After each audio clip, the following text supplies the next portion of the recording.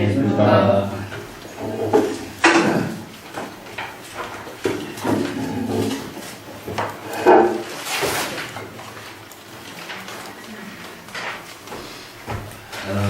이번에는 몇 페이지 합니까? 164페이지 할 차례죠? 예. 29단 그 지혜의 작용이라는 제목으로 이제 같이 한번 읽어보겠습니다. 원문. 제가 먼저 읽고 따라가실게요.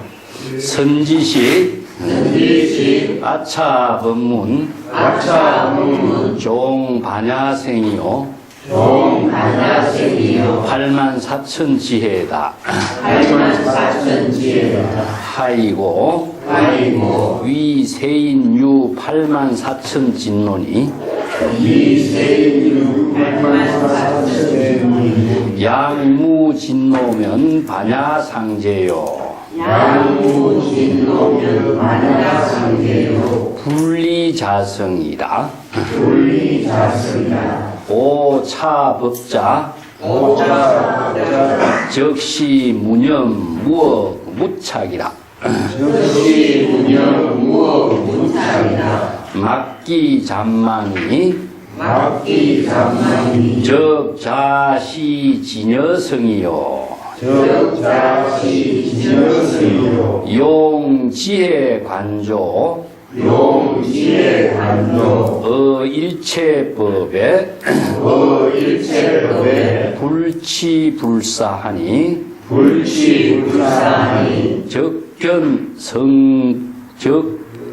적견성성불도라. 네. 요 반야의 지혜가 이루어지는 법문을 전했는데, 아차 법문 하면은 여기 육조 해명이 지금 앞에서 설해온 남종동교의 법문이었습니다.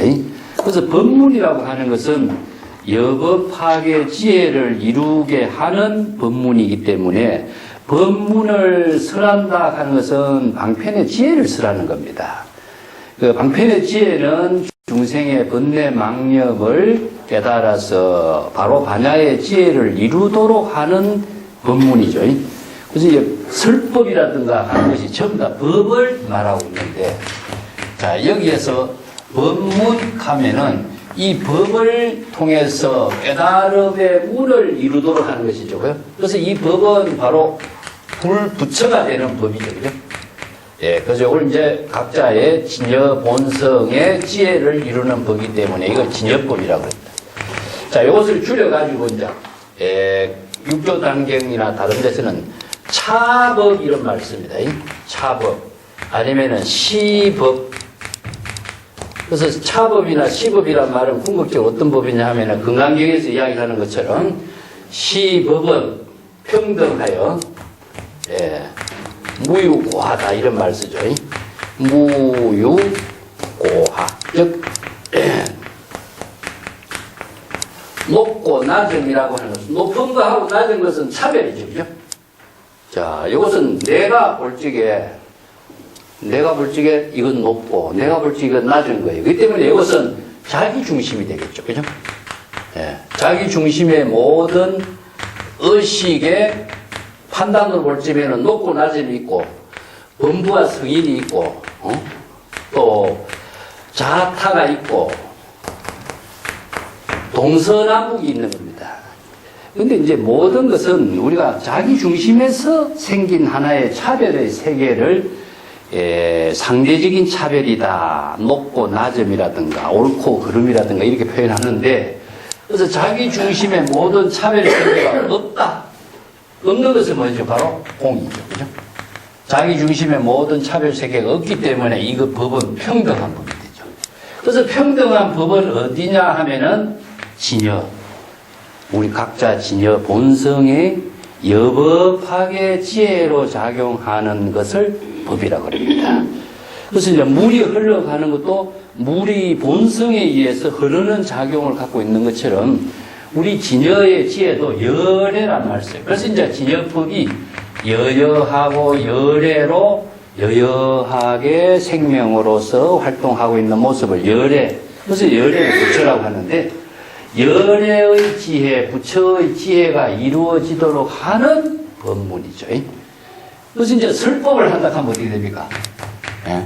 법을 설한다. 이렇게 설법이라고 하는데, 이 법을, 진여의 법을 설함으로 해서 중생이 모든 차별, 분별에 생사윤회하는 번뇌망념을 다 소멸시키게 할 때 법문을 되겠죠. 깨달음의 문에 들어가도록 하는 겁니다.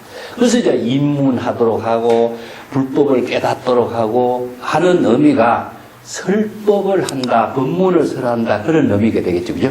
그래서 이제 육조 단경에서도 내가 아차 법문, 내가 남종 동교의 법문을 설해서 모두 중생의 번뇌망념을 깨달아 부처의 지혜를 이루도록 이 법을 설하는 겁니다. 그래서 부처나 모든 조사들이 설법을 하는 의미는 전부 다 법문을 설한다 하는 의미가 이런 의미예요. 그래서 이 법은 무엇이냐? 중생의 차별 분별에 생사윤회하는 망념에서 부처의 지혜를 이루고 열애가 되고 부처를 이루는 법을 체득하도록 하는 문을 제시하고 있습니다. 자, 이러한 남종 동교의 법문은 그럼 어떻게 설했느냐? 반야의 지혜를 통해서 이루어질 수 있도록 남종 동교의 법문을 설한다.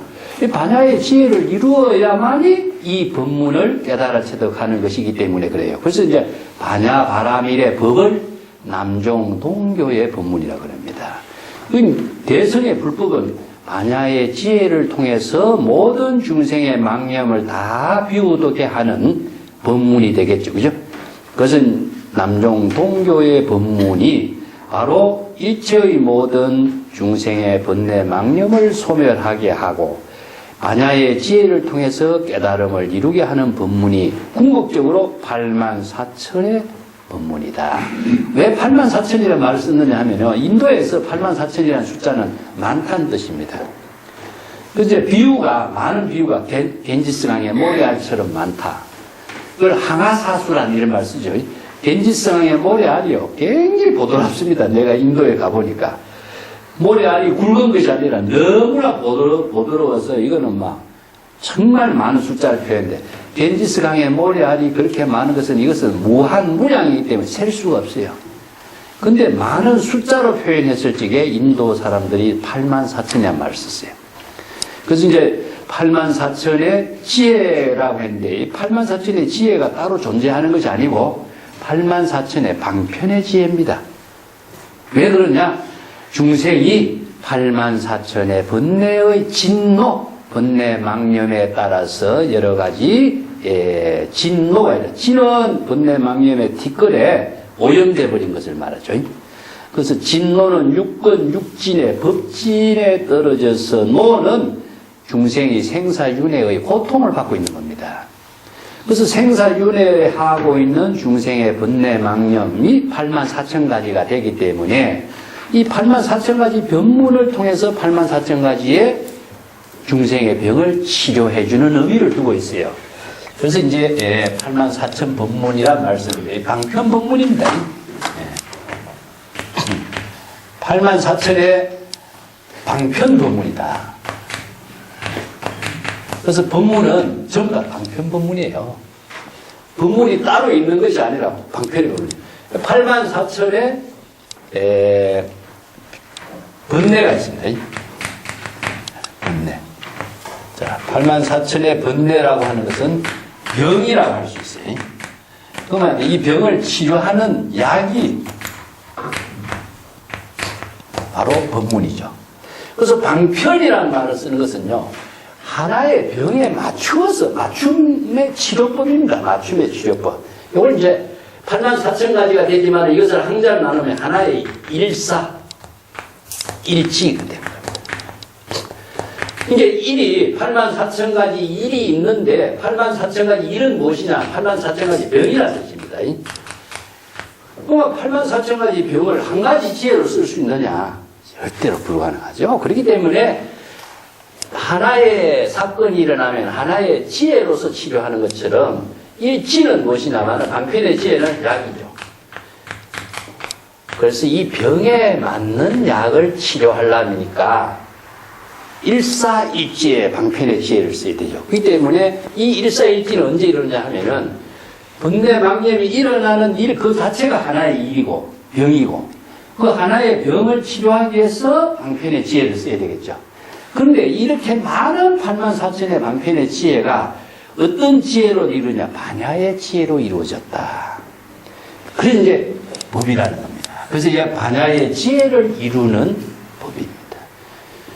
근데 세간에서의 모든 것은 차별, 분별적인 입장으로서 방편으로 제시하는 힘도 있지만 불법에서 설하는 것은 반야의 지혜를 통하지 않고서는 올바른 치료가 불가능하다. 그런 의미죠. 84,000의 진노가 있기 때문에 84,000의 방편의 지혜로서 치료해주는 모든 힘은 반야의 지혜를 통해서 이루어지고 있는 법문이다. 그 반야의 지혜만이 생사를 해탈하게 하는 법문이다. 그런 말입니다. 양무진노면은 반야상제하니 분리자성이라. 만약에 중생의 번뇌망념으로 자의식과 육근 육진의 번뇌망념의 병이 없다면은 반야의 지혜는 항상 여여하게, 상제는 항상 여여하다는 겁니다. 이게 상주하고 있다. 그런 의미입니다. 우리가 병이 없으면 항상 건강한 모습이잖아요. 그죠? 병이 없을 때는 건강한 모습인데, 건강한 모습이랄 건강하다고 의식한 사람 아무도 없어요. 건강할 때는 건강을 의식하지 않습니다. 근데 병이 들었으면 건강에 대해서 관심을 갖게 되는 거죠. 그와 마찬가지로 항상 여여한 것은 그대로 평안의 상태를 말해요. 네. 이게 이제 평안은 여여예요. 그 논어 같은 데도 일체의 근심이 다 없어진 경지입니다.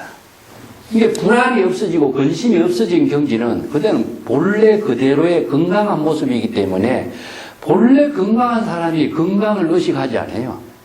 의식하지 않아야 건강한 거죠, 사실은. 그것이 뭐냐면 바로 본래 그대로의 자신의 삶을 살고 있는 그 상태를 상주, 그럼 상주. 항상 열반상주. 본래 건강. 불교에서 얘기하면 본래 해탈, 본래 열반, 본래 무념. 그런 입장이 여기에서는 반야의 지혜는 항상 여여하게 상주하게 되는 것이니 그 반야의 지혜는 어디에서 이루냐? 자성을 여의지 않는다. 이게 본래 건강한 상태가 자성의 지혜로 여여한 반야의 삶을 살고 있는 건강한 모습이다. 이런 이야기입니다. 자, 여기서 진노는 그렇다면 병이죠. 그죠? 그래서 병이 일어났을 때 치료하는 것이 방편법문이지 병이 없는데 병을 만들어서 치료할 이유는, 약을 만들어 치료할 이유는 없는 겁니다. 그래서 반야의 지혜는 항상 자성을 여의지 않고 자성의 지혜로 작용하고 있는 것을 반야상주. 자, 이걸 바로 열반사덕에서 이야기하면 어떻습니까? 상락아정입니다. 이게 반야의 지혜가 있는 그 상태가 바로 열반사덕이 부족된 상태예요. 이게 그것이 상주, 열반의 경지가 반야의 지혜로 항상 상주하고 있는 입장이나 같다. 그래서 오차법자, 여기서 차법이 나오죠. 아차법문, 이 반야의 지혜를 이루는 불법을 깨닫는 자는, 여기 이제 차법의 함축이 있습니다. 차법이 바로 진여법이 되고 불법이 됩니다.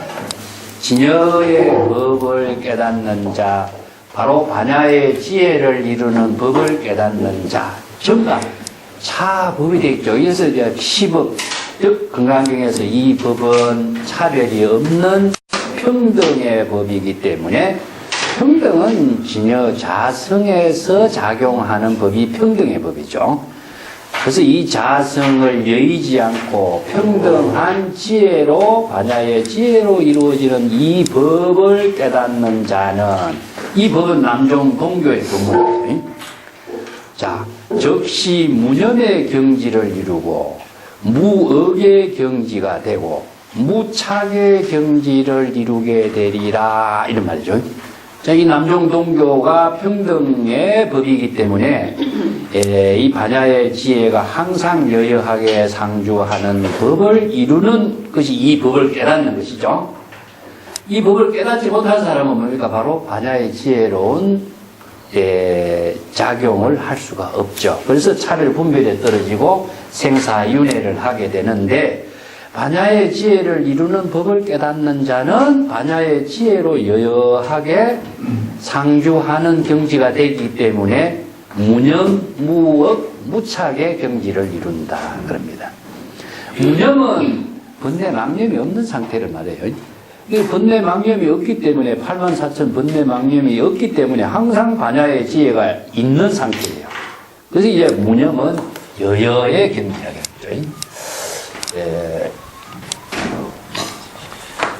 자, 요게 무념이 이제 망념이 없다 이렇게 이해를 하시면 됩니다. 번뇌 망념이 없는 상태니까, 번뇌 망념이 없는 상태는 우리들의 각 본래의 진여가 되겠죠, 그죠? 그래서 이제 진여는 무념이요 이런 말씀입니다. 진여는 번뇌 망념이 없기 때문에 무념이요. 조금 더 발전해갖고 이제 무심이란 말 쓰죠. 무심도 번뇌 망심이 없다. 진여는 번뇌 망심이 없다. 이게 진여의 망심이 없으니까 진여의 지혜는 어떻게 이루냐? 항상 상주가 되겠죠. 상주를 바로 여여란 말씀입니다. 여여 상주 여여 이걸 여래란 말이죠.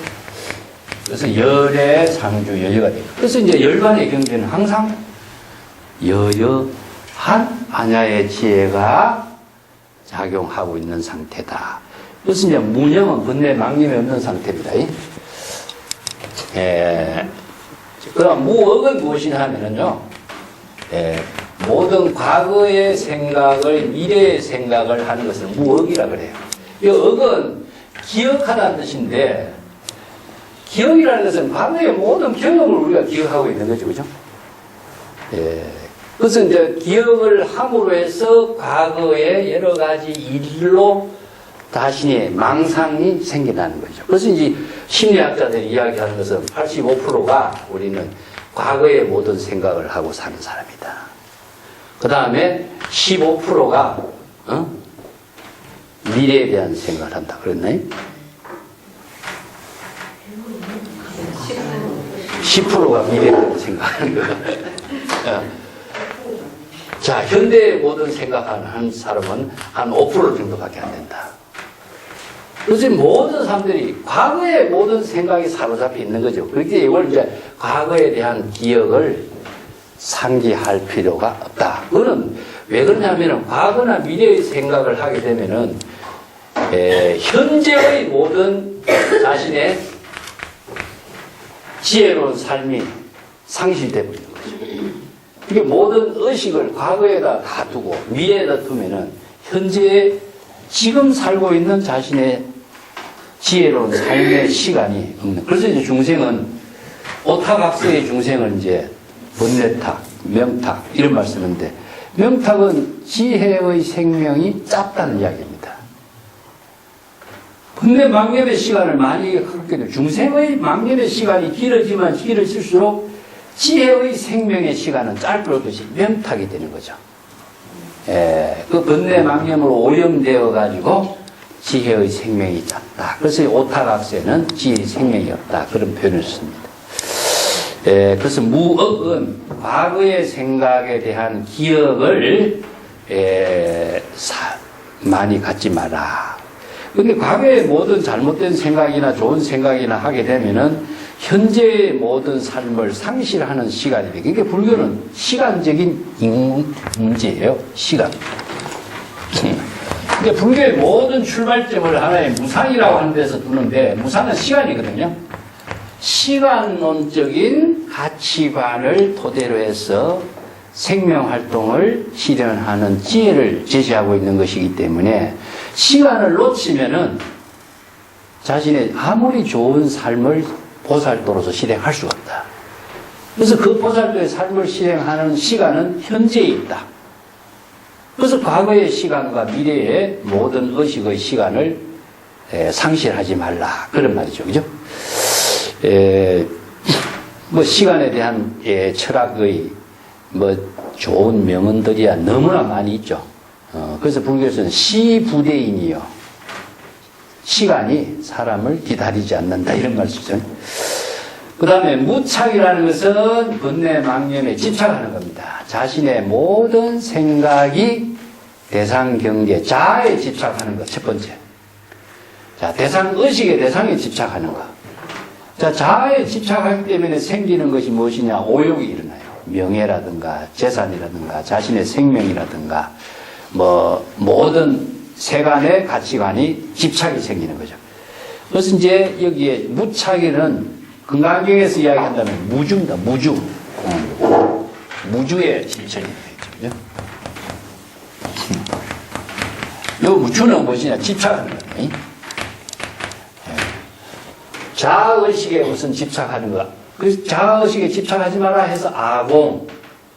자아의식을 비우라. 의식의 대상 경계에 집착하지 마라. 법공. 그래서 아공, 법공을 이룰 때에 반야의 지혜가 있다. 그래서 집착하지 말라 하는 건 무착입니다. 요게 이제 삼구법문이라고 하는데, 무념무업, 무착은 세 가지의 반야의 지혜를 이루는 법문, 삼구법문이라고 합니다. 막기 잔망하고 적자시 진여성이요. 잡다한 번뇌 망상을 일으키지 말라. 그것이 바로 자기 스스로 진여의 자성을 이루는 것이다. 그래서 잡망이라는 것은 잡다한 거죠. 그죠? 잡다한 번뇌 망념이 일어나는 것은 마치 뭐가 같냐면은 잡다한 숲속에 빠져 있는 것 같아요. 그래서 이제 중생의 번뇌 망념을 잡이라는 말을 쓰는데, 이걸 숲이라고 비유합니다. 숲이라고 하는 것은 수없이 많은 풀과 나무로 이루어지기 때문에 이 잡이란 말을 써요. 잡이란 말에 또 하나는 뭐냐? 무질서예요, 무질서. 질서가 없기 때문에 혼란이 일어나요. 그래서 이제 미혹한 상태가 되죠. 그리고 수없이 많은 다양한 길이니까 방향을 잃어버리는 거죠. 그래서 혼란이 일어나는 거죠. 그리고 번뇌 망념이 많기 때문에 번뇌 망념이 무겁다 이런 표현을 쓰는 거예요. 그리고 너무나 어느 방향으로 가기 때문에 깨달음의 세계와는 먼 길을 헤매게 되는 거죠. 자, 이런 데 비해서 진여의 그 세계는 집으로 표현합니다. 집은 보시면 하나 1입니다. 1. 숲은 많은 것이지만. 그래서 이제 숲에서 집으로 가는데 여기서 잡이라는 말은 것이냐 하면은 자, 많은 데 비해서 하나 그 미혹한 데 대해서 미혹한 것이 전부 다 소멸된 거니까 평안의 세계가 된과 동시에 이것은 가볍다 이런 말이죠. 번뇌 망념이 없는 상태니까 정의가 되죠. 먼 길을 가는 것이 아니라 가깝기 때문에 이걸 친이라고 표현해요. 여기서 이제 친과 다른 소런 말도 씁니다. 성걸다. 이게 이원론적인 어떤 차별상에 떨어졌기 때문에 성걸다 이런 말도 쓰고, 하나, 가벼운, 친. 이것은 바로 진여의 근본의 세계를 이렇게 표현합니다. 또 가깝다라고 하는 것은 이제 상사, 이렇게 가깝다 이런 말 쓰는데, 여기 친과 같은 의미예요. 가깝다. 그런 이제 여러 가지 표현들, 중국 사람의 이제 사고죠. 이런 표현들을 가지고 번뇌의 망념의 세계와 진여의 세계를 이런 이제 구분해서 설하고 있습니다. 그래서 여기서 잡망은 잡다한 번뇌 망념을 많이 일으키면은 진여의 지혜의 세계와는 점점 멀어지고 또 깨달음의 새 경지를 이루지 못하게 된다. 그렇지만 이런 번뇌 망념을 일으키지 않는다면 진여 자성은 항상 본래 그대로 여여한 것이니 용지혜 관조, 즉 지혜로 관조하여 이런 말이라. 여기서 지혜는 바로 광편의 모든 문제를 반야의 지혜로 잘 관찰하는 것입니다. 그래서 관조는 관찰과 같은 것인데 지혜로 관조할 수 있는 능력을 불지견이라고 그래요. 정법안장이라고 합니다. 정법안장이 있어야만이 바로 내가 번뇌망념에 떨어진 중생이 됐는가 아니면은 내가 번뇌망념을 벗어날 수 있는 지혜를 반야의 지혜를 어떻게 이룰 것인가 하는 능력이 생겨요.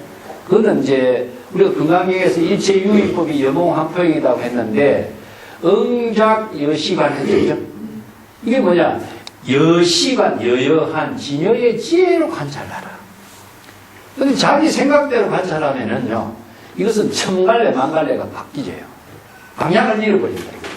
그래서 이제 중생의 입장에서는 자기 생각대로 이렇게 보고 저렇게 보고 생각해버리면 방향을 잃어버리는 거죠.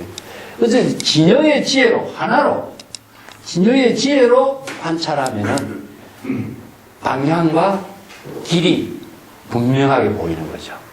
그래서 이제 여기에서 판단이 무엇이냐 하면은, 정법과 사법을 판단하는 힘이 나오죠. 자, 이 중생의 모든 세계는 사법입니다. 사도를 행하는 길이고, 진여의 지혜로 하는 것은 정법의 길이 나와요. 그래서 이제 정법과 사법을 판단할 수 있는 것은 바른 안목이 있어야 되는 거죠.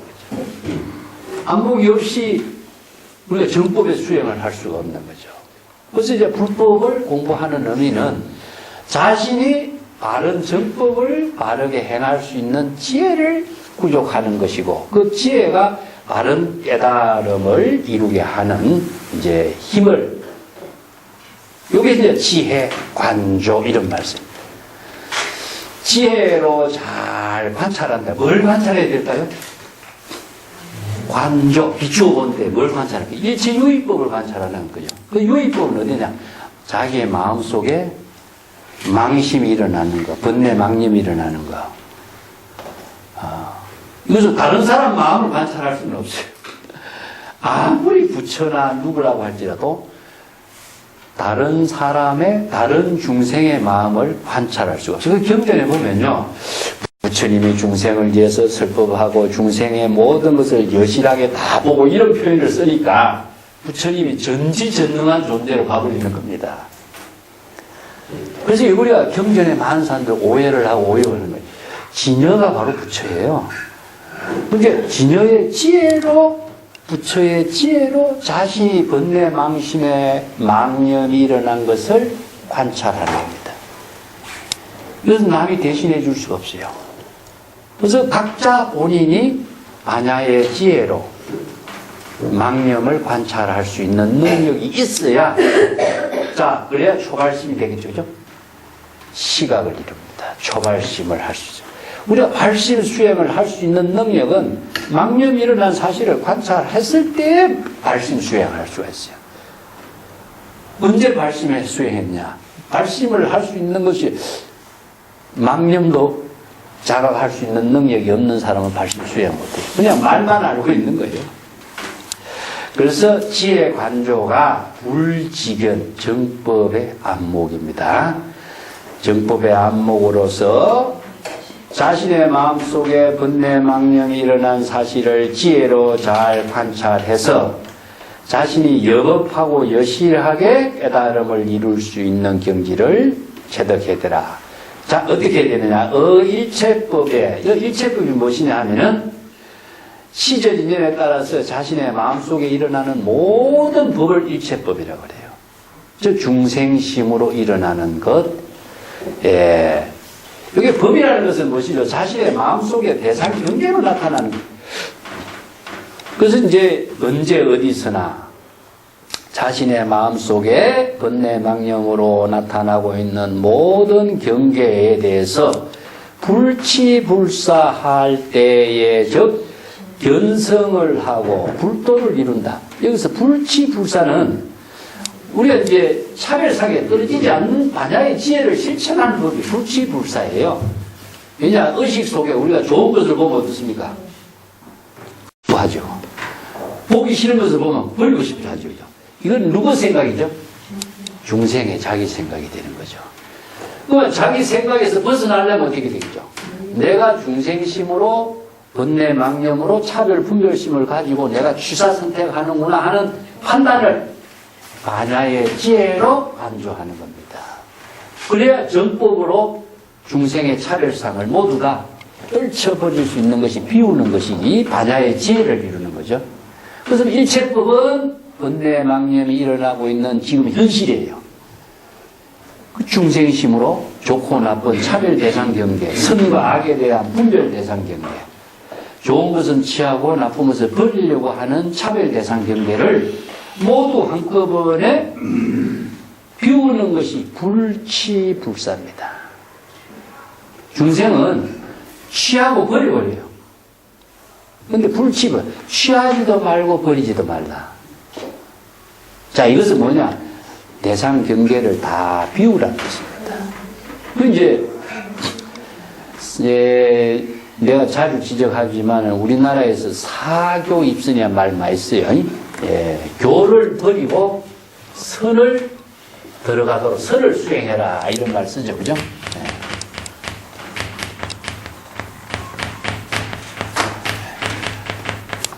이런 법문을 이게 참선 수행자가 당연히 이래야 된다고 생각. 우리도 그렇게 선방에 다닐 때 그걸 배워왔어요. 이게 얼마나 잘못된 법문인가를 알 수 있는 거죠. 이건 버리는 거, 버리는 것이, 이건 취하는 것 됩니다.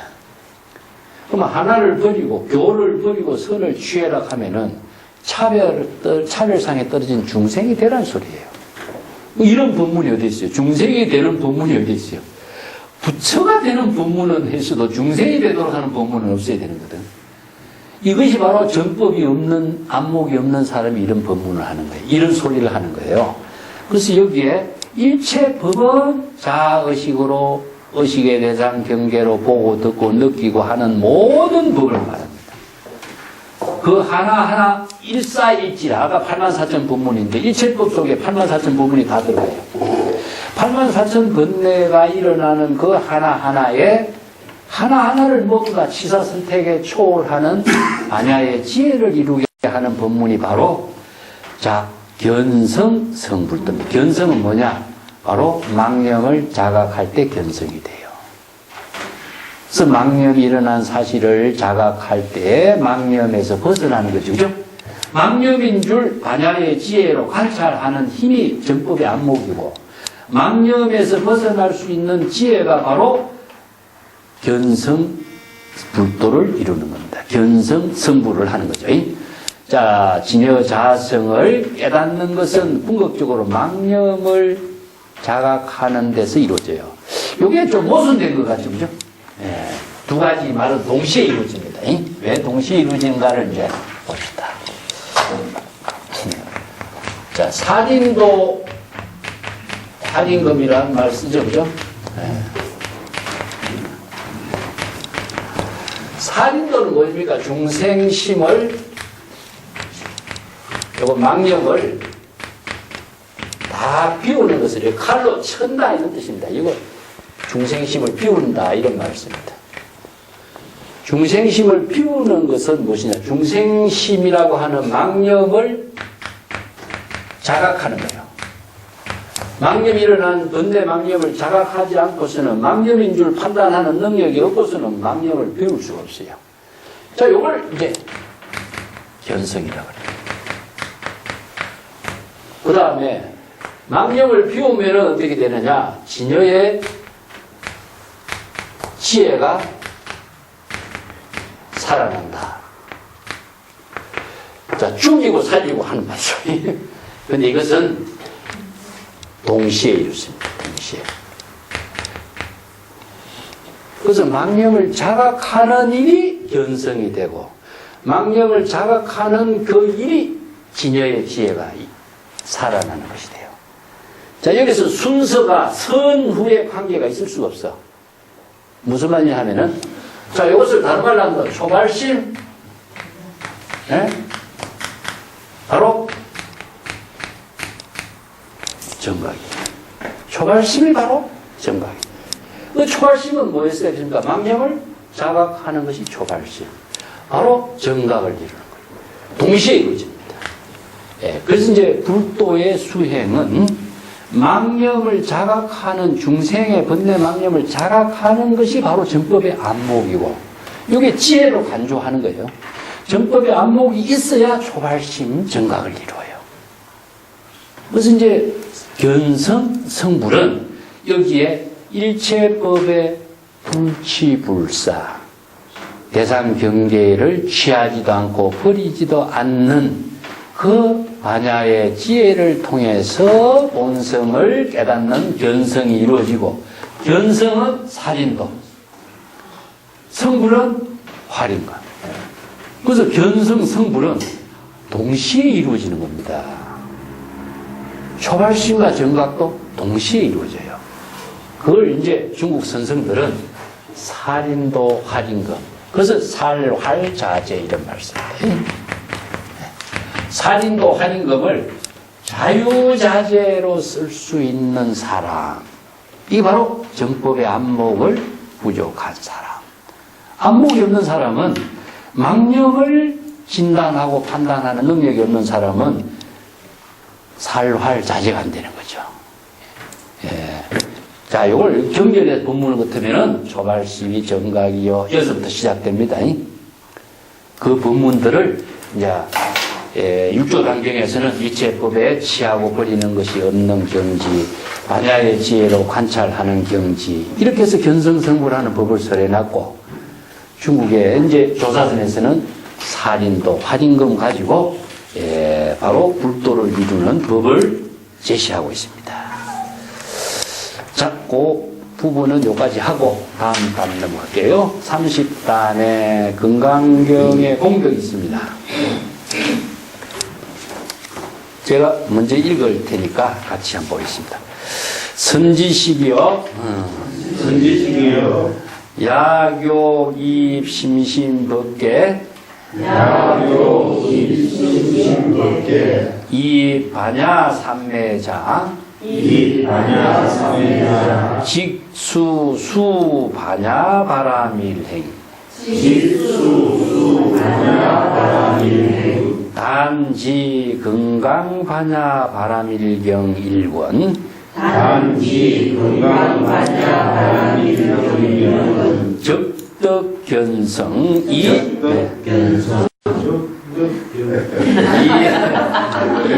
반야 삼매 합시다. 이 반야 삼매. 당지 차인 공덕 무량이니. 당지 차인 공덕 무량이. 경중 분명 찬탄 불렁구설이라.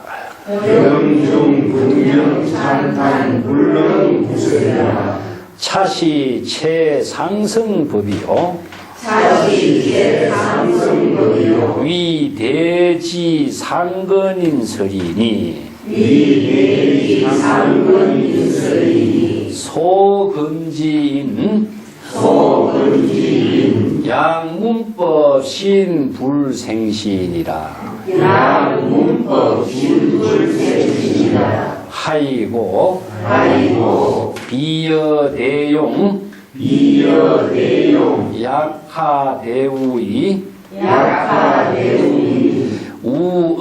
우어연부제 성업치라 실계표류하니 여표초여위 약하대우 우어대해는 부정불감이라. 약대성자가 문설건강경 하면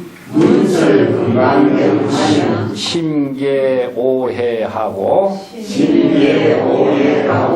고지 본성 자유 반야지지니.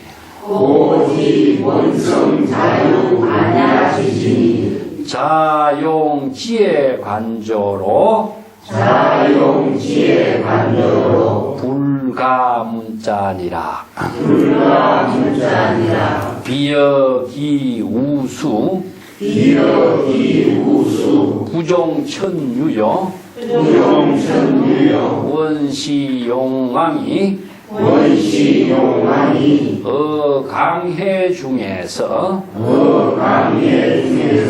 장신인 차수하여 당신인 차수하여 영일체 중생 영일체 일체 초목 일체초 일체 유정무정 일체 유정무정 실계 몽윤하니 실계몽윤하니 제수중류가 제수중류가 가기대해하나 가기대하나 해납중수함에 해납중수함에 합의일체라. 합의일체라. 중생 본성 반야지지도 중생본성 만야지지도 역부여시이다. 역부여시다. 여기 이제 건강경의 공덕을 중심으로 해서 남종 동교 법문을 이제 쓰라고 있습니다. 우리가 건강경의 공덕이 남종 동교 마하바냐 바람일경이라고 했죠, 그죠? 그래서 이제 육조단경은 건강경의 법문을 중심으로 해서 남종 동교의 법문을 반야의 지혜를 이룰 수 있는 법문을 쓰라고 있습니다. 그래서 이제 건강경의 공덕의 법문을 여기 한 단 넣었어요. 선지식이여 약욕입 심심법계 입반야 삼매자 직수 수반야 바람일행이니 이런 말이죠.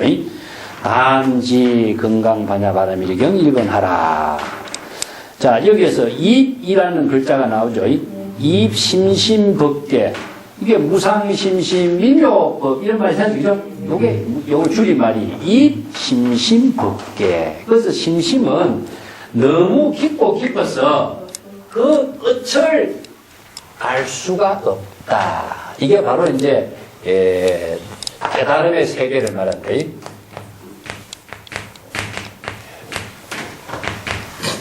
심심이란 말은요, 이게 다른 말 한다면은 미묘란 말과 같습니다. 무상심심 미묘. 반야의 지혜는요, 너무 광대하고, 너무나 넓고, 너무나 깊고, 이것을 너무나 높고 해서 이것을 뭐라고 비교가 초월돼요. 그래서 요거 이제 유현이라고 그래요. 그래서 임재를 보면 불법유현이요 이런 말씀인데, 불법은 이게 유현이란 말은 중국 사람들이 도를 이렇게 표현해요. 이 도와 불법이라는 것은 불법의 지혜가 너무나 깊고 거룩해서 이게 보이지 않아. 자취나 흔적이 없어요. 그래서 공의 세계를 표현합니다. 대상이 없어요. 그 이제 법계라. 그래서 이제 심심 법계란 말씀인데 이 법계는 어떤 세계냐 하면은 법계란 말을 이야기하면은 이제 진여 법계를 말하는데 진여 법계를 이야기하려면 내가 항상 원상을 표현해요. 자, 법계의 구성은 어떻겠냐? 시간과 공간을 통해서 이루어져. 여기 이제 시간은 우리가 불교에서 느끼는데 과거, 현재, 미래. 자, 일체의 모든 시간은 과거, 현재, 미래 속에 다 들어가 있죠, 그죠? 자, 이건 일체의 모든 시간이 법계 안에 다 들어가 있습니다. 그러면은 공간은 어떻습니까? 동서남북, 사유상하, 상하가 들어가 있죠, 그죠? 그러니까 평면적인 시방이 아니라 입체적인 시방이죠. 그래서 법계는 우주법계란 말을 쓰는 거죠. 자, 이것은 이제 이 선은 무엇이냐? 시간이에요. 이 공간은 무엇이냐? 바로 공간이에요. 그래서 이제 하나의 원상을 그려서 진여법계란 말씀입니다. 진여법계. 이 법계가 따로 존재하는 것이 아니라 비유지만은 진여법계. 진여 열애의 지혜가 여법하게 작용하는 세계 이런 뜻이에요. 그러면 이어서 법이라는 것은 실제로 여법학의 진여의 지혜가 작용하는 세계는 어떤 세계냐? 시간적으로는 일체의 모든 시간, 공간적으로는 일체의 모든 공간과 함께해요. 그래서 법계, 진여 법계는 법계 일상이요. 법계와 하나된 경지라. 그래서 부처의 지혜는 우주 법계와 함께 작용하고 있다. 그래서 비로자나 부처님이 일체의 모든 시방 세계의 불법을 지혜 광명의 빛을 어떻게 하죠? 보조. 두루 비치죠.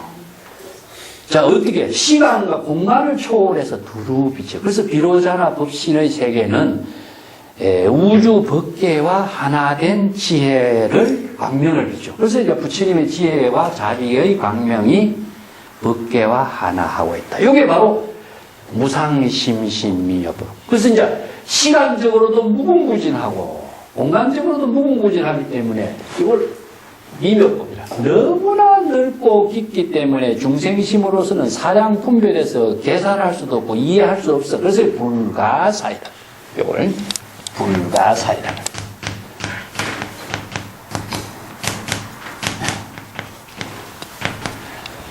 그래서 불가사의 해탈 경계 이런 말씀입니다. 이게 중생은 사의가 할 수 있어요. 생각할 수 있고 사량 분별할 수 있고 상상할 수가 있어요. 근데 중생의 사량 분별 상상의 세계가 초월된 경지가 뭐냐? 바로 불가사입니다. 그래서 이것은 상상도 할 수 없고 사량 분별할 수 없고 생각할 수 있는 경지도 아니라 그래서 법계는 무상심신미묘법 이런 말도 쓰고 심신법계 이런 말 씁니다. 이 법계는 진여법계예요. 열애의 지혜가 이루어지고 있는 법계입니다. 그래서 법계 일상이란 말을 기신론에서 이제 하는데 이 법계, 진여는 법계 일상이에요. 그러면 진여는 어떤 경지냐? 바로 부처의 지혜가 이루어진 세계를 진여법계라고 하는데 일체의 시간과 공간을 우리가 줄입시다. 그러면은 시간은 지금, 공간은 여기. 그래서 오늘 줄이면 또 어떻게 되죠? 자, 여기는 시간적인 축입니다. 이걸 공간적인 축이라고 합니다. 자, 시간과 공간이 합치되는 공간이 어디죠? 여기죠. 자, 여기가 바로 지금역입니다. 지금 여기에 자신의 생명 활동하고 있는 것은 언제냐? 자, 자기가 들어가 있죠. 지금 여기 자기 일. 지금 여기 자신의 지혜로운 깨달음의 경지가 바로 진여, 법계, 일상의 세계입니다. 그 세계가 따로 있다고 생각하면 안 돼.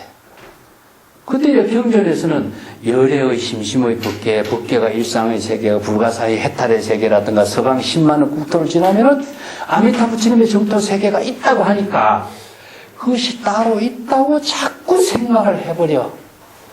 그래서 경전의 법문에 토대를 두지 않고 글자에 따라서 움직이다 보니까 사람들이 법을 이해하지 않고 글자를 이해하는데 끄달려서 헤매는 거예요. 자, 이걸 줄이면은 시간, 공간, 지금, 여기, 자기. 자, 이것이 뭐냐? 생명 활동을 어디서 하죠? 네.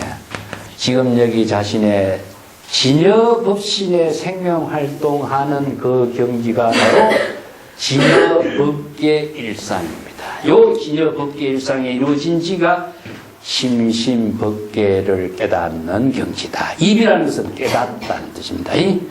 그 심심법계에 들어가라 하는 것은 심심법계에 들어가지 못한 상태는 중생이죠. 그렇죠?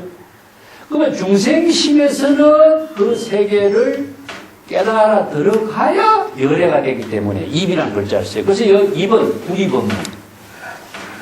입 불이법문이죠. 불이법문의 경지를. 불이법문이라는 말을 다른 말로 한다면 바로 법계 일상입니다. 법계 일상을 줄이면 불이에요.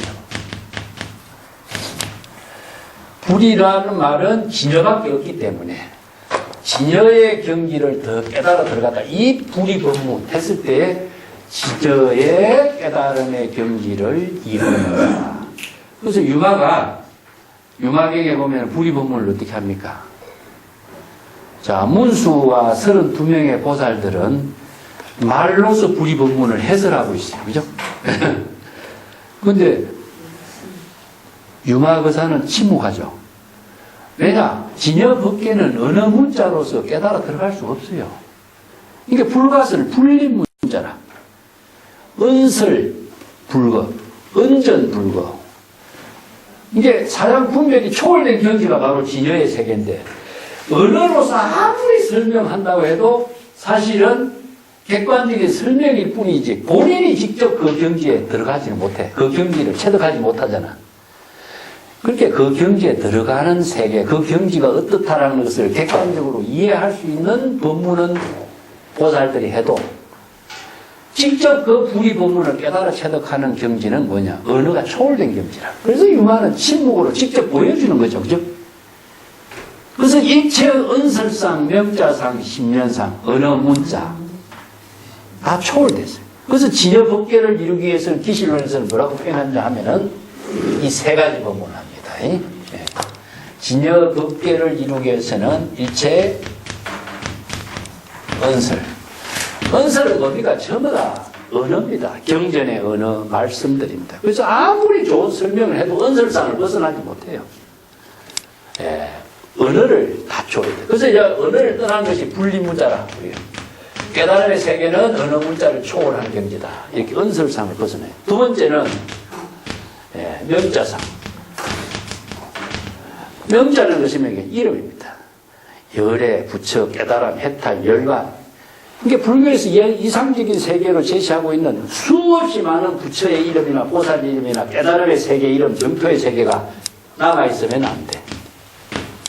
세 번째, 신년상. 신년상은 자신의 중생심으로 생각하고 있는 모든 인연들을 다 꺼내. 이 세 가지가 끊어지지 않는 경지는 진여와 하나 된 깨달음의 세계를 이룰 수가 없다. 자, 침묵은 어떻습니까? 침묵은. 네? 침묵은 은설상 끊어졌지, 명자상 끊어졌지, 십년상 끊어진 세계예요. 그래서 유마는 이것은 언어 문자로 설명할 수 없기 때문에 침묵으로 대신해 버린 거야. 그래서 진여법계가 침묵으로 진여의 세계를 표현하였다. 여기도 진여법계를 이루는 경지는 반야삼매를 깨달아 체득하는 것이다. 이 반야삼매가 바로 반야의 지혜를 이루는 것은 궁극적으로 진여법계를 이루는 겁니다. 자, 삼매란 말이 전부 다 진여삼매, 해인삼매, 연불삼매, 반야삼매 다 같단 말이죠. 삼매란 말은 자타가 없어요. 나와 남이라는 의식이 끊어졌어. 자, 삼매의 경지를 이루는 것도 은설상 끊어지고, 명자상 끊어지고, 십년상이 끊어져야 삼매의 경지가 돼. 그래서 이 세 가지 삼매. 자, 반야삼매, 반야의 지혜를 이루는 삼매도, 연불삼매를 이루는 것도, 해인삼매의 경지도, 진여삼매의 경지도 전부 다 똑같습니다. 이 경지를 이루어야 된다.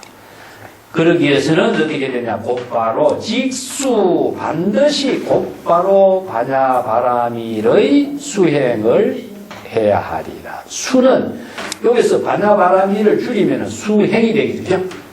반야바라밀의 지혜를 이루는 수행을 곧바로 해야 한다. 자, 반야바라밀의 지혜를 이루는 수행은 어떻게 해야 할까? 이게 단지 건강 반야바라밀경 1번이니 적득 견성하리며 반야삼매를 깨달아 체득하게 되리라. 자, 이 말이 참 무슨 말이냐? 여기서 지는 뭐죠? 건강 반야바라밀경 1번이니까 지는 건강경 한 권을 지니고 있으면 됩니까? 수지죠. 수지 독송하는 경입니다. 그래서 이 수지가 이게 우리가 건강경에서 얼마나 강조하고 있습니까? 수지 독송. 자, 수지는 우리가 마음으로 수지하는 겁니다. 책을 수지하는 것도 아니고 대상을 수지하는 것도 여기에서 뭘 건강, 반야, 바람, 일경, 1권 해놓으니까 책으로 다 생각해. 그저 책만 잘 갖고 있으면 그냥 수지가 되는 걸로 생각하죠. 티베트 불교 같은 데 보면은 윤경장이요. 예, 막 돌리죠. 그거 딱 돌리면 경전 다 그냥 한번 읽은 것처럼 이야기. 이건 하나의 의식입니다, 의식. 여기에서 1권이라는 것은요, 건강경의 법문을 말합니다. 그래서 1이라는 것은 건강경의 핵심을 말해요. 건강경의 법문을 깨달아 체득해서 수지하는 것인데, 수지는 다른 말로 한다면 주지. 예? 건강경의 법문을 지니고 있다고 해서 법지. 예? 예. 자, 건강경의 법문을 자유자재하게 지혜로 활용한다고 해서 총지. 예? 행지. 이런 다 똑같은 말입니다. 이건 자신이 이 법문을 항상 방편의 지혜로 84,000 번뇌망념이 일어났을 때 84,000의 방편의 지혜로 활용할 수 있는 능력을 갖고 있는 겁니다. 이건 마치 주장자를 가지고 자신이 마음대로 생활하는 데 도움이 될 수 있도록 하는 거. 연필을 가지고 여러분들이 글을 쓰는데 아무런 장애 없이 마음대로 그 글 쓰는 것과 같아요. 그것을 자신의 지혜로 마음대로 쓰는. 그래서 이제 중국의 사찰에서는요, 이 주지를 했습니다. 이 주지는 뭘 지니고 있습니까? 법을 지니고 있는 겁니다. 야, 경전의 법문을 자신이, 요거는 수는 무엇이냐? 수지 독송이기 때문에 신수봉행 할 때 숫자입니다. 법문을 자신이 여시아문해서 여시설법한 법문을 여시아문해서 깨달아 체득해서 법문을 자유자재하로 방편의 지혜로 쓸 수 있는 능력을 갖추는 것은 수지. 그 법을 지니고서 중생이 오면 어떤 중생이라도 법문을 바르게 설할 수 있는 능력을 갖춘 사람을 주지. 법지는 불법의 지혜를 자기가 마음대로 활용할 수 있는 능력을 갖춘 법지. 예? 총지는 우리가 다란이를 총지라 그래요. 다란이는 바로 불법의 모든 지혜를 마음대로 쓸 수 있는 겁니다. 그래서 총지. 행지는 일상생활하는 가운데 바로 반야의 지혜를 자유자재하게, 행은 무엇이냐? 지혜와 자비로 실행하는 것을 행이라 그럽니다. 이 보살도의 지혜와 자비로 자유자재하게 실행할 수 있는 능력을 행지.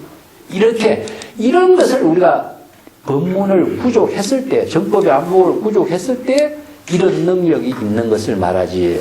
그런 경지가 바로 적덕견성이여 이 반야 삼매를 깨달아 체득하는 것이다. 자, 견성은 앞에 어떻게 한다 그랬죠? 번뇌망념이 일어나면은 번뇌망념을 자각할 때 견성이 된다 그랬죠. 그러면 건강경의 법문을 지니고 있어서 번뇌망념이 있으면은 방편의 지혜로 번뇌망념을 차단할 수 있는 깨달음의 지혜를 쓸 때 바로 견성이 되겠죠. 그래서 84,000 법문의 지혜를 84,000 번뇌망념의 병을 치료하는 능력을 갖게 된 것을 건강경 한 권에 설하고 있는 법문을 자유자재로 방편의 지혜를 쓸 수 있는 능력을 갖춘 것을 시라고 합니다. 그렇기 때문에 그런 경지는 바로 반야삼매를 이루어지는 것이다. 방편의 지혜를 쓸 때 반야삼매가 이루어져요. 번뇌망념을 자각할 때 바로 견성이 되고 반야삼매가 이루어집니다. 여기 살인도 활인검을, 적덕견성은 망념을 자각하는 것이기 때문에 살인도가 되겠죠. 그죠? 그러면은 동시에 이 반야삼매가 되면은 활인검이 되겠죠. 그죠? 그래서 이제 이 반야삼매는 바로 성불이 되는 겁니다. 성불.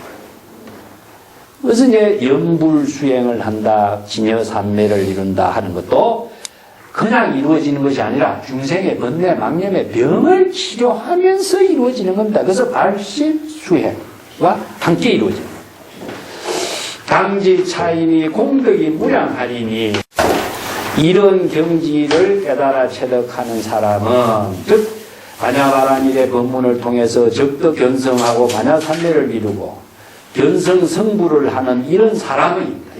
이런 사람은 공덕이 무량하다. 공덕은 무엇이냐 하면요, 지혜와 자비를 펼치는 힘을 공덕이라고 합니다.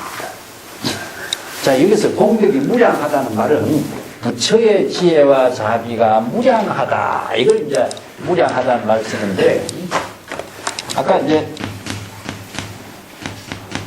비로자나불은 어떻게 그랬다 그죠? 보조의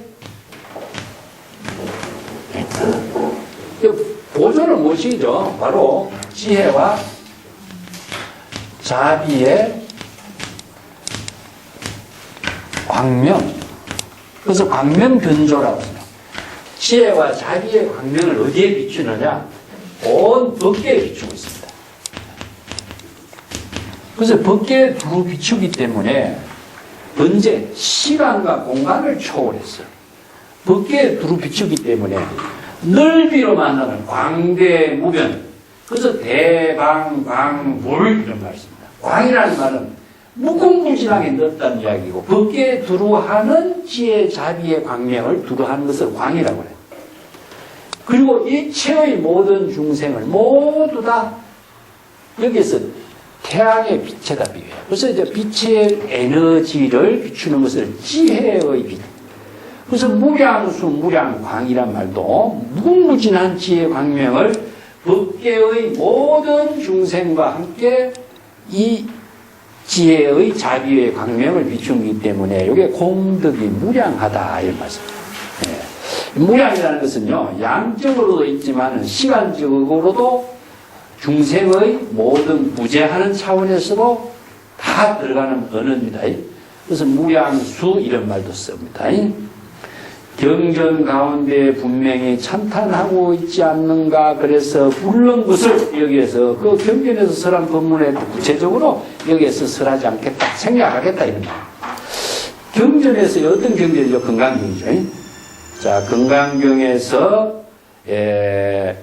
금강경에서 이 경전의 법문을 수지 독송해서 남에게 설법하면은 그 사람은 공덕이 겐지스강의 모래알처럼 많은 보배를 보시하는 것보다도 더 훌륭하다 했죠. 금강경의 그 구절이 얼마나 많습니까? 자, 이것은 보시하는 공덕하고 사국의 법문을 수지 독송해서 남에게 설법하는 법문의 공덕하고 왜 차이가 나죠? 자, 여기 법계에 두라는 것은 무한, 무량, 무변. 이것은 불가사의의 세계가 이루어지죠. 자, 여기서 우리가 보시한다 하는 것은 아무리 칠보를 많이 쌓아가지고, 항아사와 같은 많은 칠보를 쌓아서 사람들에게 베푼다고 할지라도 보시하는 것은, 자, 유한의 한계가 있습니다. 유한. 한계가 있죠, 그죠? 물질이라든가 또 주고받는 사람도 한계가 있습니다. 이 때문에 여기서 유한의 세계라고 한다면 무한의 세계예요. 사람도 무한, 중생도 무한, 시간도 무한, 공간도 무한. 자, 유한과 무한을 비유했을 적에 어떤 차이가 있겠어요? 비교가 되지 않는 거죠. 그래서 금강경에서 아무리 많은 칠보를 쌓아서 보시를 한다 해도 금강경 사국에서 지혜의 법문을 설할 때에 이 지혜의 법문은 법계에 두루하는 자비와 지혜가 무량하게 작용하기 때문에 무한의 세계와 유한의 세계는 비교가 안 되는 겁니다. 그래서 이 법문을 금강경에서 설하고 있지 않느냐. 여기서는 그 구체적인 것은 생략하겠다. 차시 최상승법이요 이 대지 상근인설이다. 이 건강반야 바라밀경의 법문, 반야삼매를 이루는 법문은 최상승의 가르침의 법문이고 최상승의 깨달음을 이룰 수 있는 법문이기 때문에 큰 지혜를 부족하는 상근기의 사람을 위해서 설한 법문이다. 자, 소근기의 사람은 이 법문을 설하면요 수용을 못한다. 그걸 지금 여기서 설하고 있어요. 그래서 최상승법이라고 하는 말을 건강경의 15단에 보면은 수보리야 이 경전의 법문은 불가사의하다. 이 경전의 법문은 무량한 공덕이기 때문에 이것은 설명할 수가 없다. 이 경전의 법문은 최상승의 말씀 수행자에게 설하는 법문이다. 자, 여기서 이제 지금까지 대성불교 경전이요. 소성불교, 대성불교 이렇게만 설해왔는데 건강경에서 최상승이라는 말을 써요.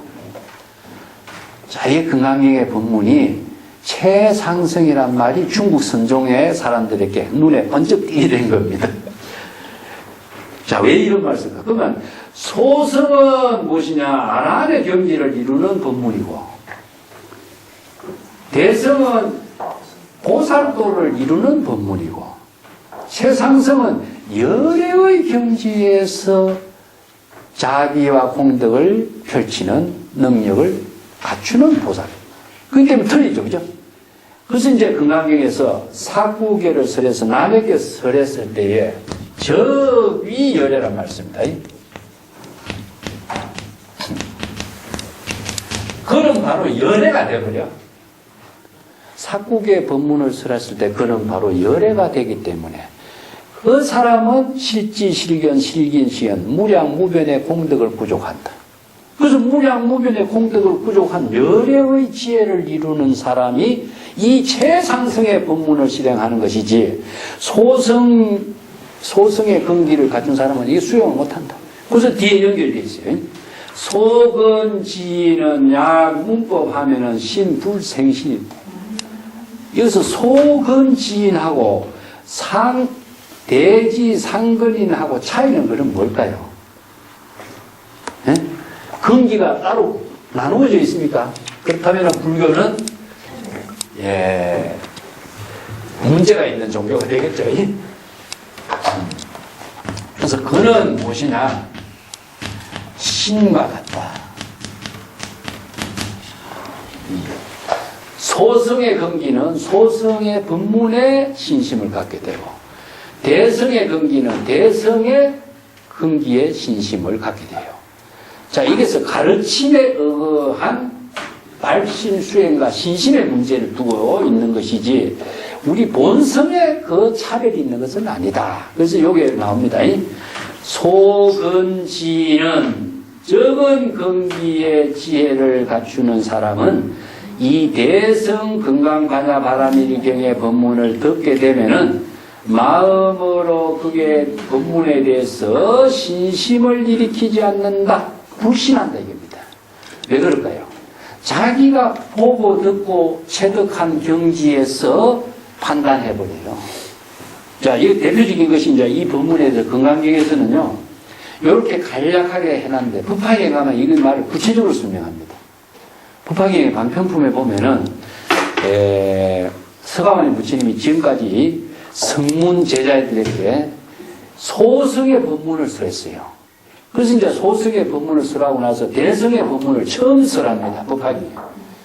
그래서 이제 대승의 보살도를 이루는 대승의 법문을 설하자 500여 명의 비구, 비구니, 우바세, 우바이가 모여가지고 부처님의 법문을 설할 때에 우리들은 지금까지 소승의 법, 즉 열반의 경지를 이루는 법을 충분히 우리는 배우고 익히고 아라한의 경지를 다 이루었는데 또 무슨 그런 법을 설합니까? 우리는 그런 법을 받아들이지 않겠습니다 하면서 인사하고 떠나버려요.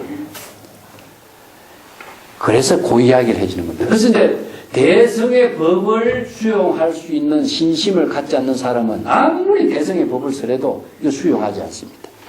지금 요즘에 우리나라 같은 데도 남방에 가서 이파사나 좀 공부 좀 하고 있는 사람은 뭐라 그럽니까? 대성의 법은 불법이 아니다. 이런 소리 과감하게 하죠. 용감하게 합니다. 용감하게. 자신이 공부를 하지 않고 그런 말을 한다는 것 자체가 벌써 중생심으로 갖고 있는 거죠. 법을 바르게 배워서 정법을, 소성법은 어떤 법문이고 대성법은 어떤 법문인가를 자신이 정확하게 알고, 자, 버리고 취하는 것이 있어서 안 된다 그랬죠. 그죠?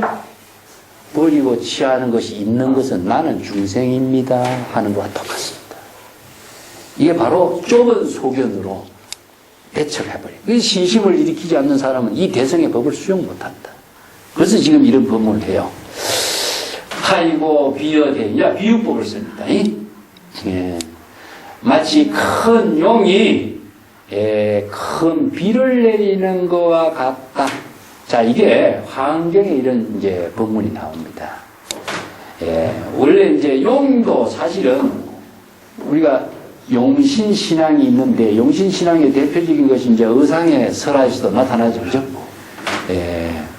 용이 바닷물을 끌어서 올렸다가 그 비를 지상에 내리는 걸로 신앙화되어 있죠. 그래서 용왕제를 벌써 지내는 겁니다. 화엄경에 이 주장이 나와요.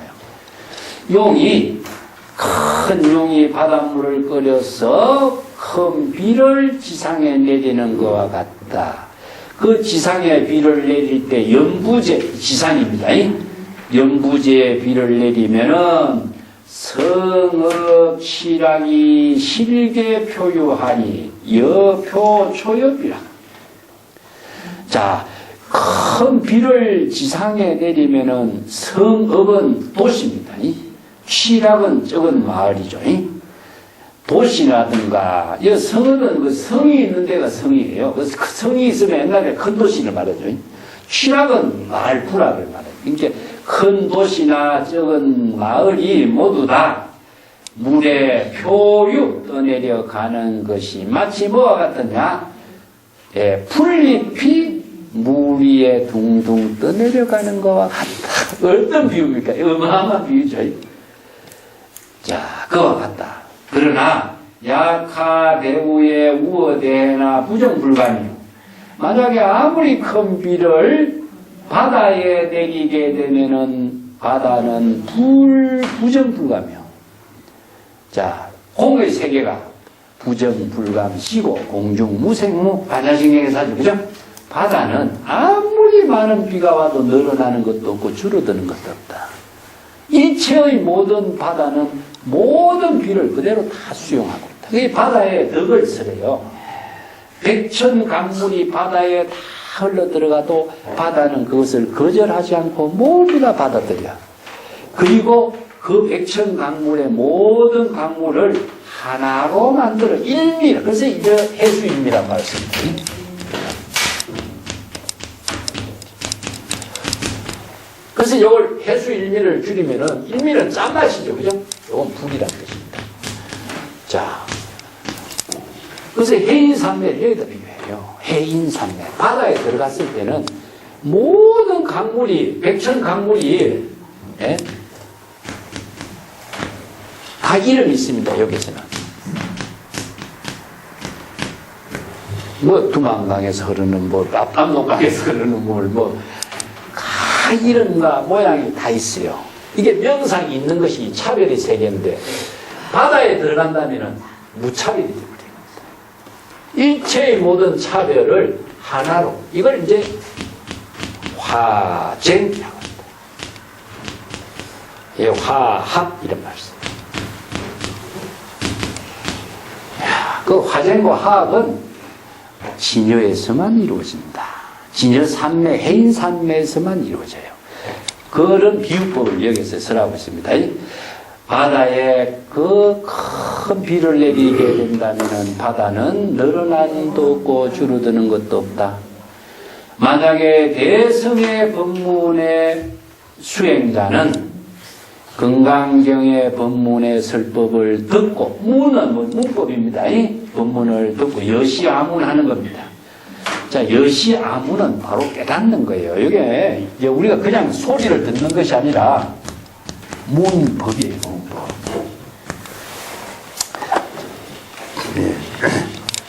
근데 문법은 전부 다 뭘로 이루어지냐면요.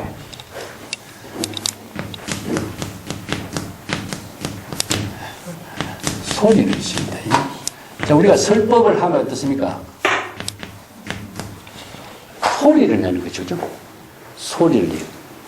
자, 소리하고 음하고 두 가지가 있어요. 어떤 차이가 있습니까? 소리를 내는 것은 전부 다 성이에요. 들리는 것은 뭐지? 전부 다 음입니다. 이해가 됩니까? 이게 이제 음으로서 우리가 잘 안다는 것은 관세음. 관세음 보살은 세간의 중생의 모든 소리를 다 관찰해서 듣는 거죠. 이 관세음. 또 요걸 묘음, 미묘한 법음, 아니면은 문학경에서 변음 이런 말씀입니다. 소리를 다 진단하고 판단해서 중생의 고통의 병을 다 아는 거예요. 그리고 이제 중국에서 한비자에서 열자에서 지음이란 말 쓰죠. 벼가와 종자기에 고사가 있습니다. 벼가가 그 악기를 타면은 그 소리를 종자기가 듣고 그 음악에 그 내용을 잘 이해하고 안다. 이것을 지음이라 그래. 소리를 통해서 그 본질, 뜻을 잘 깨달아 체득하는 것이 우리 불교에서요. 관세음이랑 똑같잖아요. 근데 이제 소리를 내는 것은 무엇이죠? 바로 설법 소리입니다. 근데 이 소리가 문법이 된다는 것은 어떻게 이루어지느냐 하면은 우리가 소리를 듣게 되면은 소리가 대상 경계에 떨어져요. 우리가 비 오는 소리가 든다든가 바깥에서 뭐 어떤 소리가 들린다면 우리가 그 소리가 귀에 들리죠. 들리는 것은 문입니다. 근데 들리면은 그 소리가 자신이 그 소리에 끄달리면은 자기를 잃어버려요. 설법을 하는 소리를 듣고 설법의 법문 소리를 자신이 듣는 것이 문법인데 문법이 되려면 이것은 깨달음이 돼야 되거든요. 법을 듣는 것이니까 문도와 같아요. 예. 그것은 문성오도와 똑같은데 깨달음을 이루게 하려면은 소리에서 한번 전환을 시켜줘야 돼요. 소리를 그대로 들으면 내가 대상경계에 끄달린 거니까. 그래서 여기에 대성불교는 이 법문을 유심으로 깨닫도록 합니다. 자, 이제 우리가 직접 체험해 볼게요. 여러분 책을 읽어보면은 눈으로 보고 있죠. 그죠? 눈으로 보는데 눈으로 보인다고 이 내용이 안 보이죠? 읽어야 이게 우리가 알아요. 말을 소리를 안 내도 여러분 보세요. 하이고 읽어야 되죠? 읽는 것은 누가 있죠? 내가 있습니다. 자신이 읽는 소리를 자신이 들어야 돼요. 그래서 설법 소리를 아무리 해도 그 소리를 듣고서는 우리가 깨닫지 못해요. 자신이 그 설법 소리를 자신이 다시 내고 자신이 듣는 것이 문법입니다. 이게 불교에서는 문을 이제 수능경에서는 반문문자성이라고 해요. 어려운 거지. 간세음 보살의 이거는 통입니다. 이게 반이라는 글자는 다른 말 한다도 귀자와 같다며 그랬습니다. 자, 중생심으로 들리는 소리를 진여의 지혜가 되도록 가도록 해야 돼요. 그래서 들리는 소리를 되돌려서 진여 자성이 듣도록 해야 된다. 그렇지 않으면 대상 경계에서 벗어날 수가 없어요. 그것을 깨달았다 볼 수 있는데 내 말을 들었다고 해서 깨달음을 이루지 않거나 내 말을 듣는 것을 자신이 다시 자신이 자신이 하는 말을 듣고서 깨달음을 이루도록 하는 게 유심의 철학입니다. 이게 불교의 수행체계입니다. 그래서 진여삼매를 이루는 법이라든가 모든 수행법이 여기서 이루어져요. 그래서 문법은 바로 금강경의 법문을 여시 설법하는 것을 여시 아문했을 때에 신수봉행이 이루어지는 것을 그 문설금강경. 자, 신계오해 요거는 신수봉행이 되는 겁니다. 이게 바로 정법의 안목을 이루는 거예요. 마음이 열렸다. 마음이 열렸단 말이 어떻게 열리겠죠? 마음이 열려서 깨달음을 체득하게 되었다. 마음이 열렸다. 마음이 열리면 닫히고 합니까? 바로 진여의 지혜가 열린 겁니다.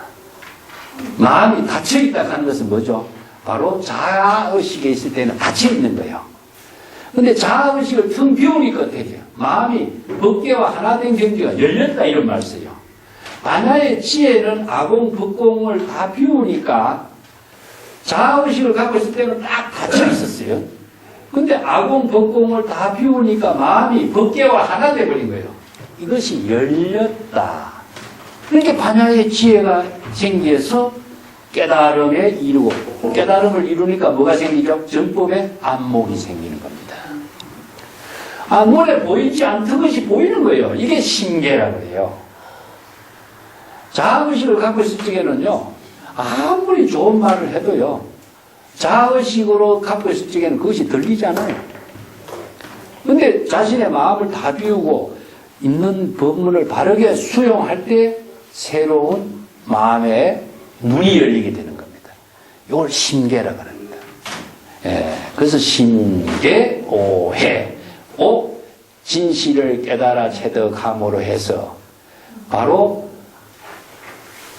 정법의 안목을 구족하게 되는 것이니 고지 본성 자유 반야지지요. 그래서 진여 우리들이 일체 중생의 본성에서 스스로 본래 스스로 반야의 지혜가 부족되어 있다는 사실을 알게 되었어. 자, 이 지혜가 외부에서 온 것이 아니라 자성에 부족되어 있다. 그렇기 때문에 깨달음을 외부에서 얻는 것이 아닙니다. 자신이 아공, 법공, 반야의 지혜를 이룰 때에 본성의 지혜가 이루어져요. 이걸 내가 근본이라고 해요. 그래서 일체 중생이 이제 화두에 이런 말씀입니다. 일체 중생이 신기하고 신기하다. 열애의 지혜를 모두 다 부족하고 있다. 일체 중생이 모두 열애의 지혜를 부족하고 있다. 자, 반야승이 열반경에서 일체 중생이 모두 다 불성을 부족하고 있다. 똑같습니다. 불성이 부족되어 있기 때문에 견성 성불을 할 수 있는 거예요. 이것이 외부에 있다면 일체 중생이 어떤 일이 어떻게 가능하겠어요? 그래서 자신이 아공, 법공, 자아의식을 비움과 동시에 견성 성불이 이루어짐과 동시에 안목이 열린다. 그래서 일체 중생이 본래 부족되어 있는 반야의 지혜를 스스로 마음을 열어서 자신이 그 지혜를 활용할 수 있도록 하는 것을 견성성불이라고 합니다. 자용 지혜 반조 불가문제요. 그래서 스스로 본래 부족되어 있는 반야의 지혜로 잘 제법을 관찰함으로 해서 바로 반야의 지혜를 실행하는 것이지 문자를 빌리어서 이루어지는 일이 아니다. 아까 뭐예요? 어느 문자를 초월해야 되는 거예요. 문자를 가지고서 이 일을 할 수가 없어요. 그래서 언설상, 명자상, 십년상 일체의 문자를 초월한 경지에서 이루어진다. 예. 보통 이제 그렇기 때문에 그러면 그럼 문자를 떠나서 어떻게 이 공부를 할 수 있느냐? 문자를 통해서 문자를 초월하는 지혜입니다. 예. 이게 바로 아까 얘기했죠. 소리를 듣지만은 그 소리를 자신이 전환했을 때 소리가 초월되겠죠. 그죠? 우리가 글자를 읽을 적에는 방편의 지혜로 읽는데 그것이 자신이 마음으로 읽고 자신의 마음으로 깨달았을 때는 문자를 초월하게 돼요. 그렇지 않고서는 그 지혜를 이루지 못한다.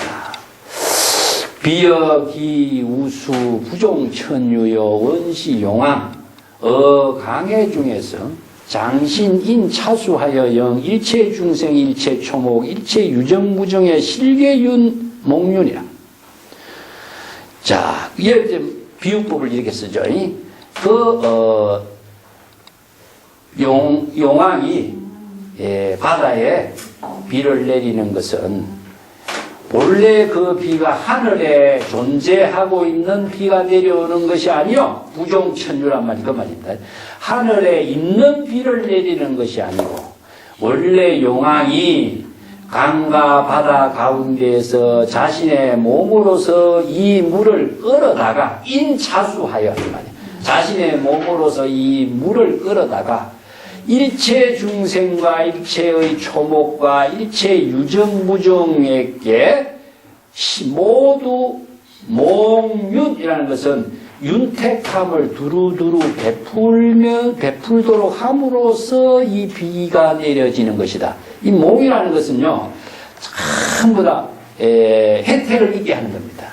그 윤이라는 것은 뭐죠? 바로 목마른 사람에게 목을 촉촉히 죽여주는 게 윤이에요. 이게 물이 없으면 모든 존재가 생명활동을 못하니까 생명활동할 수 있도록 도와주는 것을 몽윤이라고 해요. 모든 물의 중류, 제수 중류가 각이 대해니 그렇지만은 일체의 또 그 모든 물이 강줄기를 이루고 또 그 물줄기가 대해로 다 흘러 들어가게 되는 것이지만은 대해의 바다는 모든 수없이 많은 물줄기를 그대로 다 받아들이고 있고 합이 일체요. 그 모든 백천 강물을 다 받아들여서 하나로 만들고 있다. 일체는 바로 일미라고 했습니다. 일미. 자, 강물은 모두 다 모양과 형태가 다르지만은 바다에 들어가면은 하나의 본체를 이룬다. 일체는 뭐죠? 바로 해수 일미가 되고, 자, 바로 수성으로 만들어버립니다. 이제 물의 이름이 다 떠나면 어떻게 되냐? 낙동강, 두만강이 솔직히 이름과 모양이 있는데, 바다에 들어간다면 낙동강 이름도 없어지고, 두만강 이름도 없어지죠? 그럼 뭐가 돼요? 수성으로 바뀌어버려요. 물의 본성으로 바뀌어버린 겁니다. 근데 바다의 물의 본성은 무엇이냐? 짠맛이잖아요. 일미라. 그래서 수성일미가 되는 겁니다. 자, 이걸 다른 말 한다면은 진여자성의 일미가 되는 거죠. 그래서 이걸 반야산매가 되고 불의의 경지를 이루게 된다. 중생의 본성도 반야의 지혜가 부족되어 있는 모습도 이와 마찬가지다. 자, 중생은 뭡니까? 수없이 많은 차별이 있는 겁니다. 중생을 여기다 중요에다 비교하는 겁니다. 중생은 수없이 많은 생사심, 수없이 많은 생멸심을 일으키는 것이 중생이에요. 그래서 이걸 중생심, 생멸심을 다 말해서 이걸 망심이라고 해요. 그 망심을 수없이 일으켰다가 죽었다 하니까 중생이 되겠죠. 이런 중생이 반야의 지혜를 이루면 어떻게 되냐? 바로 일미가 되는 거죠. 그래서 반야의 지혜를 이룰 때에 모든 중생의 차별상이 다 소멸되고 본성의 반야의 지혜를 이루게 되면은 해수일미와 같다. 그 비유를 이렇게 하는 거죠. 그래서 반야의 지혜를 이룬과 동시에 열애의 경지를 이루고 지혜와 자비의 공덕이 무량무변한 공덕을 이루게 되는 것이다. 자, 그래서 생사해탈을 하는 법, 무량무변의 공덕을 통해서 보살도의 삶을 실행하게 하는 것, 전부 다 반야의 지혜에 의해서 이루어지는데, 반야의 지혜는 건강경의 법문을 수지독송해서 정법의 안목을 부족하는 것, 방편의 지혜를 시절 인연에 따라서 실행하는 것, 이런 능력을 갖추는 것이 바로 건강경의 법문을 수지하는 능력입니다. 그 법문을 건강경의 공덕에서 잘 체득하도록 제시하고 있죠. 자, 오늘 여기까지 하겠습니다. 수고하셨습니다.